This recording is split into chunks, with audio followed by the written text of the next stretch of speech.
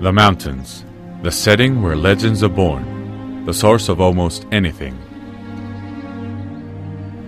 A place inhabited by our most ancestral fears, the home of creatures that only a god could dream of. It's not long ago since the mountains didn't fear the heavens' rage, regardless of how many trees would fall down, since there was always plenty of them. Woodlands always won.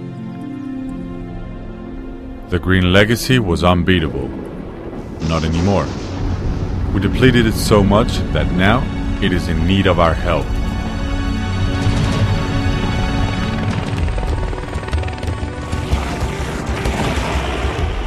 When the air is in pain, there are men that get into the hell on their shoulders of fear, willing to subdue the relentless murderer, willing to stop the predator in its tracks.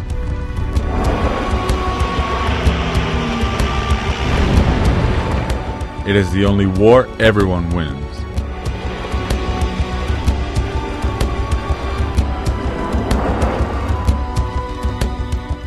The Fire War in Andalusia.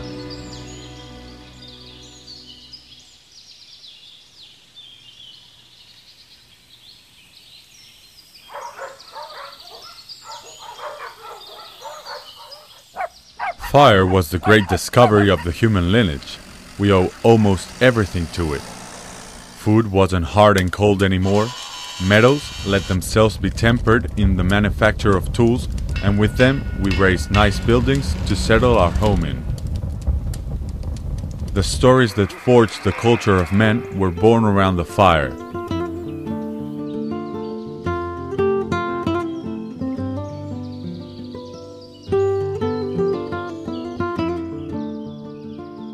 It helps us overcome the cold and the darkness. Thanks to its strength, we conquered the entire planet and populated as no species has ever done. By its hand, we dominated the mountains and all their inhabitants. No beasts fear us anymore. No tree stopped bearing fruits. But there wasn't just us. Evolution also taught the rest of beings to cohabit with flames. Mediterranean ecosystems adapted to them as to any other ecological factor.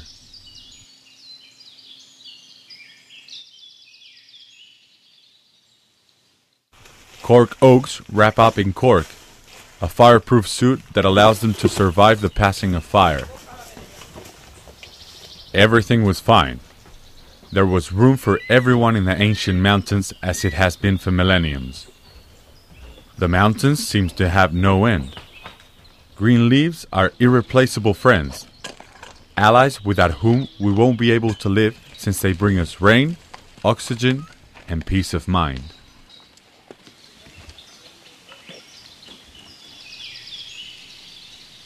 However, its beauty can also be its ruin.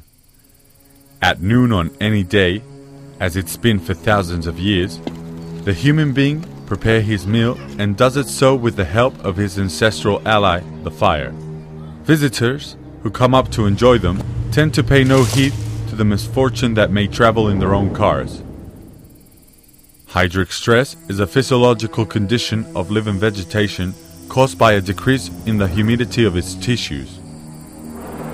The lack of rain accentuates this, predisposing plants to disaster. The fire is a deceitful friend, always ready to betray us.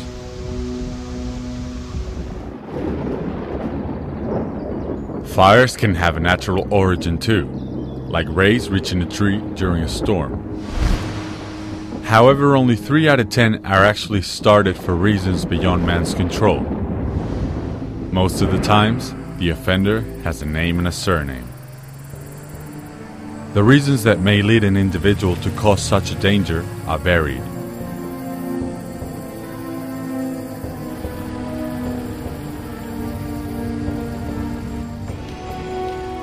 The intention to hurt people by means of a ridiculous revenge pushed these criminals to burn the woodlands.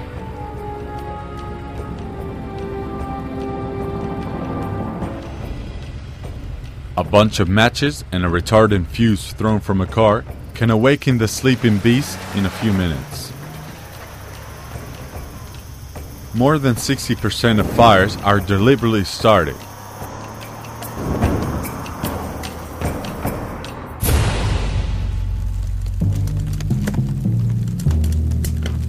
There are witnesses that won't talk, though while the flames will keep their advance, destroying anything in their way.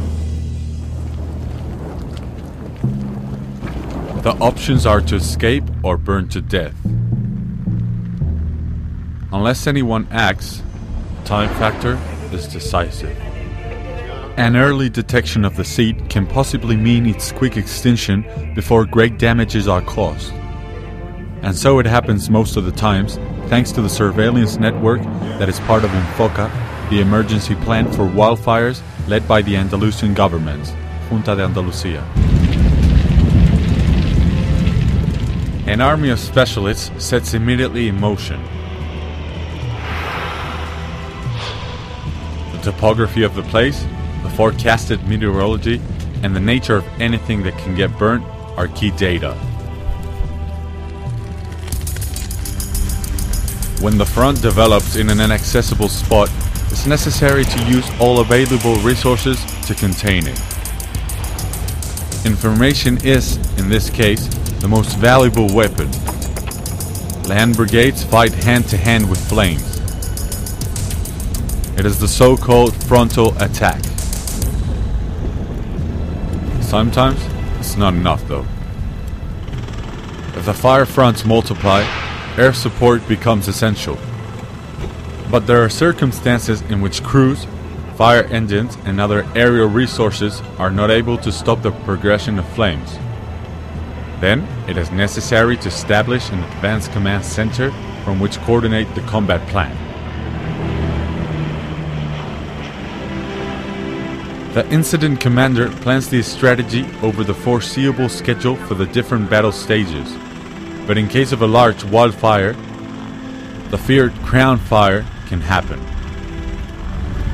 That means that beast behavior becomes unpredictable, and we must move on to the next phase, the indirect methods. It's about isolating the fuel from the flames, depriving them from their feeding so they die out of starvation. Fire lines are set by clearing out strips of vegetation, a certain distance away from the fire fronts, down to mineral soil. The enemy must be besieged. Despite all, at times several factors seem to combine and provoke the worst of situations, the 30 rule. Over 30 degrees of temperature, less than 30% of relative humidity, a wind over 30 kilometers per hour, and more than 30% of terrain gradient.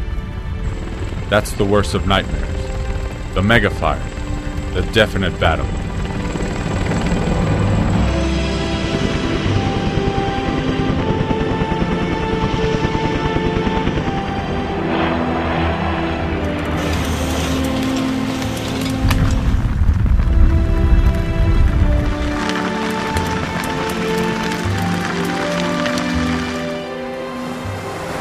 However, it's not wood all that burns.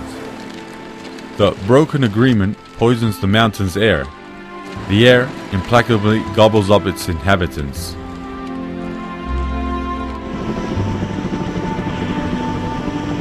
For this reason, every drop of black sweat is worth the trouble. Every soothed tear is justified if we manage to kill the red predator. There's no truce. If he's not taking a rest, neither will they. Their exhaustion will give him wings because every moment is vital. This is a war to be fought inch by inch.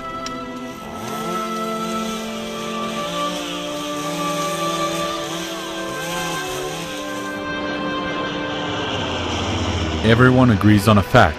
The fire has a deliberate behavior, seems to be blessed by a will of its own, stands up to them. Plan's precise guidelines are to be delivered to every combatant both through radio and by their own operation boss. They must react straight away to any new move from the fire. Fire lines surround him almost entirely, but a swipe from a hum can surprise them at any moment.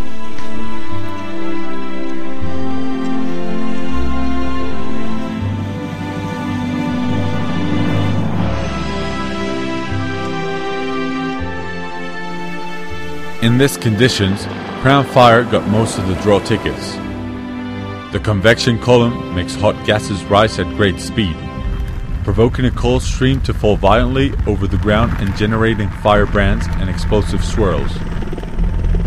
The beast multiplies itself, wagging its tail as ever, menacing the most sacred, its own home.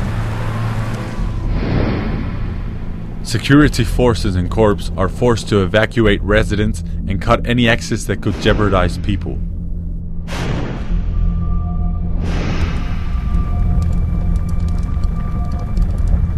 Too close from there, a fire just escaped, away from a main front, forcing the quick action specialists, the brickers from the Junta of Andalucía, to move straight away. A special attack group capable of getting into the very Hell's Kitchen.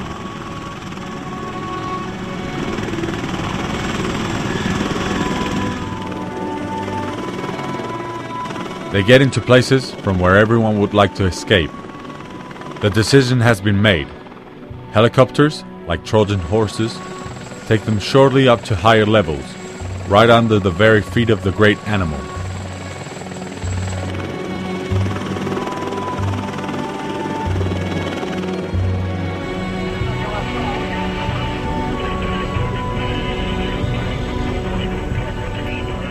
All members in these elite crews are professionals, experts on different extinction techniques.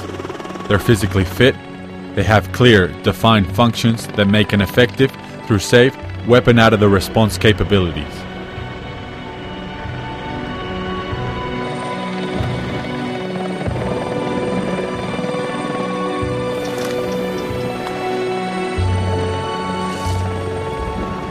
Here, they're dropped off beyond fear.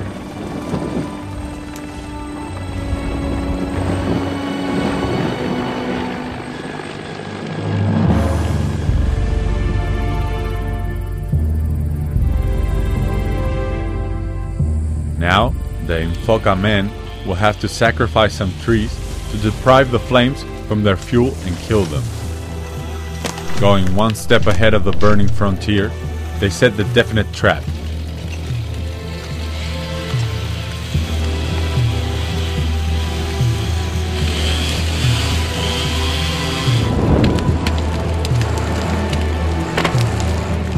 New fire lines are set in strategic spots, chosen in accordance with the observed fire's behavior.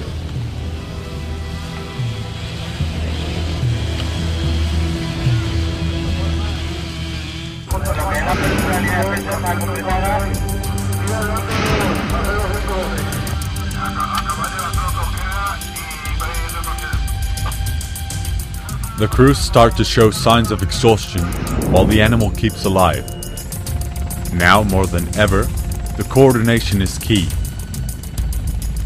He must be taken by surprise. They have to be smarter. Predict his reactions.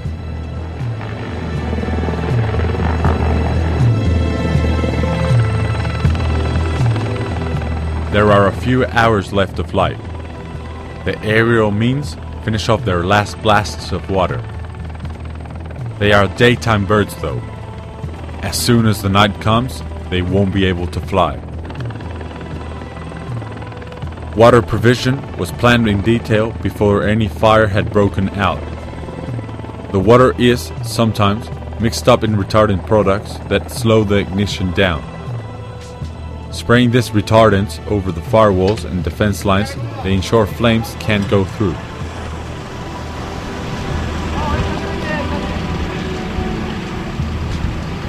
They're to the limits of their forces, and the fire is finally cornered by dusk.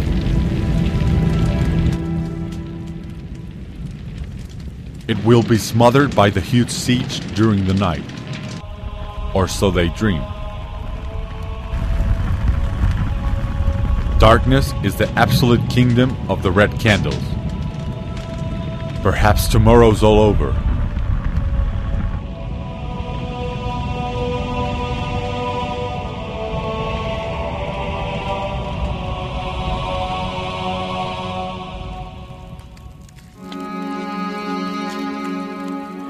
Dawn discovers the dark side, the black mark of the beast.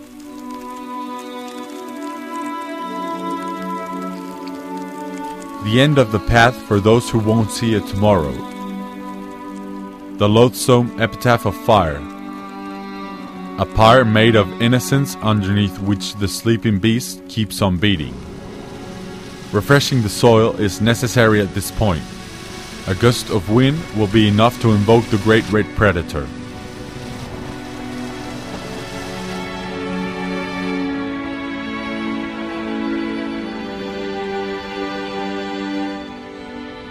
Entire regions ruined forever.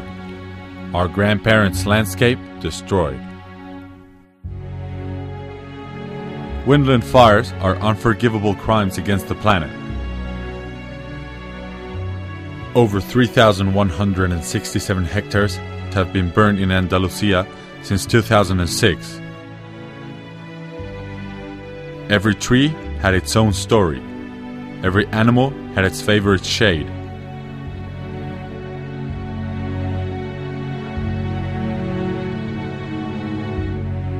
None of this is here anymore. After the battle, conclusions must be drawn in order to prevent this kind of disasters. But above all, the offender must be fought. And for this, the forest fire research brigades get into the scene. Like detectives searching for embers, they trace tracks with the sharp nose of a science connoisseur.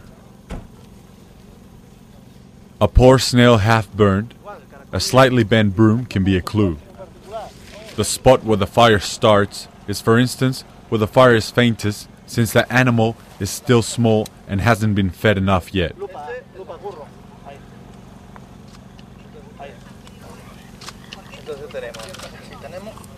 Collected evidence are sent to the autonomous police, which, in collaboration with the Guardia Civil, in 2006 arrested 94 individuals accused of provoking fires.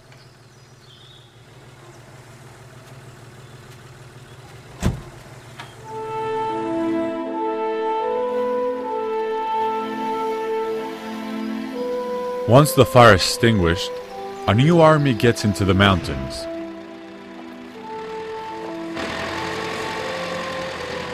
Now it's time to prepare the injured landscape for its regeneration. For this, the first thing is to remove the remains of the dead vegetal material. A preventive forestry is carried out, preparing the future forest cover in order to make it more resistant to the advance of flames. Undergrowth clearing and cutting down of trees are carried out in a selective way to create a structure that will diminish the propagation speeds of future fire. Vertical and horizontal discontinuities must be created. A diversity of native species of different combustible conditions will be reforested afterwards. Fire hates diversity and miscegenation. Monoculture is its favorite dish, those big extensions of monospecific vegetal landscapes.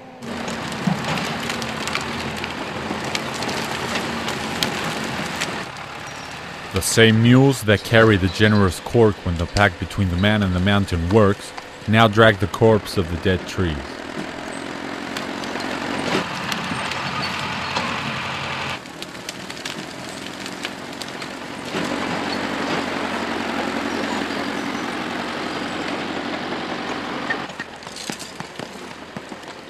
These are not trunks, these are casualties, friends fallen in combat. Paradoxically, in order to help regenerate the mountains, it is necessary to do some clearing out so the new sap can soak through the burned terrain and the sleeping buds can awaken to live. Laws make sure that nobody can eventually get any benefit from these materials. A disaster of this kind can't ever be beneficial. In the past, there were people that profited from it, but this is not possible anymore. A woodland fire is a calamity for everyone. These dead trees should stay where they sprouted, alive. Their sacrifice can only help as a teaching to prevent from this happening again. Fire, once again, but this time friend fire. It is vital to leave the mountain's future soil clean of any combustible material, clearing it up through controlled burn-offs. The contract between the man and the fire returns to a safe level.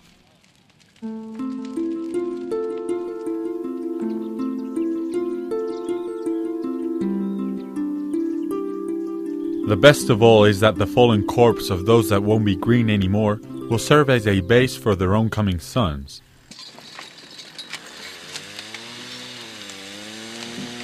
They're the so-called fajinadas, a sort of terrace or barriers that play a double role. Avoid the loss by erosion of the fire's organic topsoil and act as a seed bank that hosts the proper substrate for the germination of further shoots.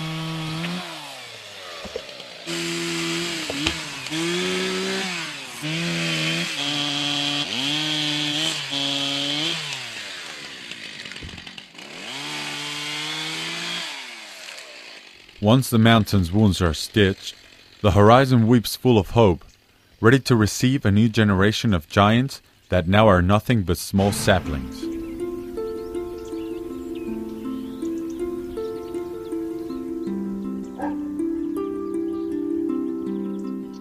Reforestation by native high-quality species reproduced in specialized forest nurseries is done under the criterion of diversity to create copses of many different species as if they grow in natural conditions.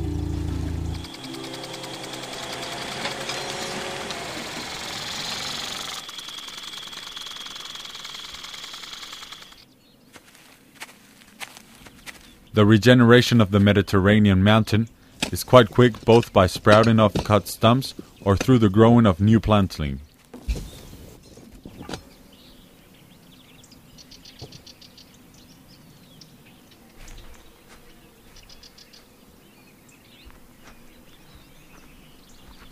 There's no doubt, though, that the best fire is the one that never took place. That's why 60% of firefighting resources is devoted to prevention.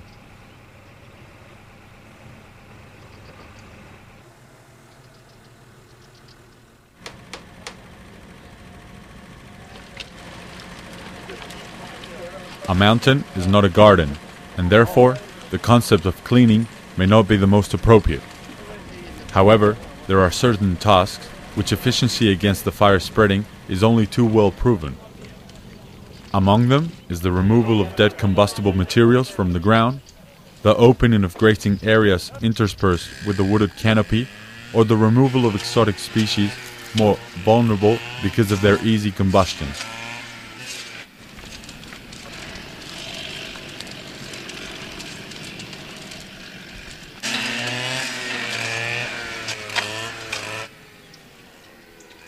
Farmers, hunters, fishermen, owners, hikers, with a little help from all of them, wildfires in Andalusia are diminishing considerably. There's no better firebreak than a consciousness racing. The best firewall is you.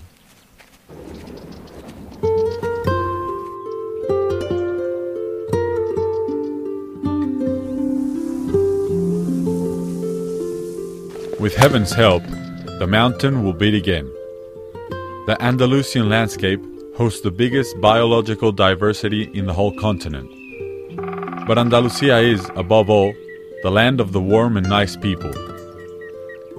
In 2006, more than 3,700 people participated in the Infoca campaign extinguishing 800 wildfires, of which 24 affected an area of more than 25 hectares.